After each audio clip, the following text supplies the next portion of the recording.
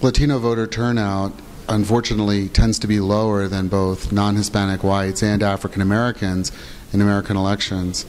While non-Hispanic whites tend to turn out in the very high numbers, Latinos are less reliable even once they're registered to vote.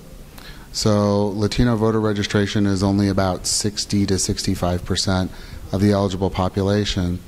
And the share of Latinos who will actually vote on Election Day is going to be in the upper 70s, 70 some odd percent, say. But together that means that only about half of the total Latino electorate that was eligible to vote will in fact have turned out on Election Day. What that means in terms of their share of the electorate is that they should be somewhere in the neighborhood of 9 to 9.5%. They were just coming up at 9% in 2008. There are some projections that say they could be as high as 10% of the electorate this year. I think that would be optimistic, but that would be my projection.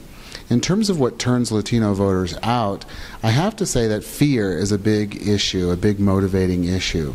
When the rhetoric regarding immigration, when the rhetoric regarding the place of Latinos in American life gets more hostile, Latino reaction tends to be to vote more.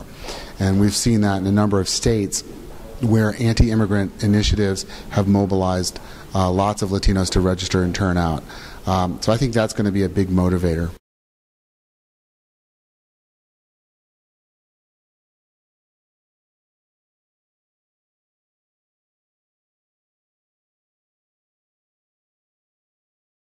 So no recent arrival votes. In terms of becoming a citizen, one has to go through a transition process, usually 5 years or more as a legal permanent resident, and then apply for citizenship.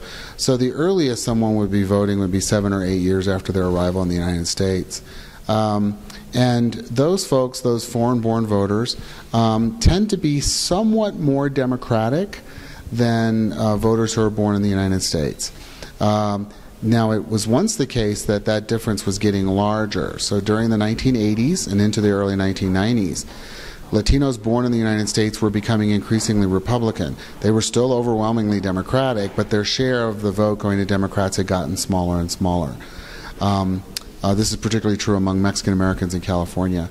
But when the anti-immigration initiative started, beginning in 1994 in California, those initiatives raised the importance of race and ethnicity, and as a consequence, many kind of middle-class, socially mobile Latinos went retreating back to the Democratic Party.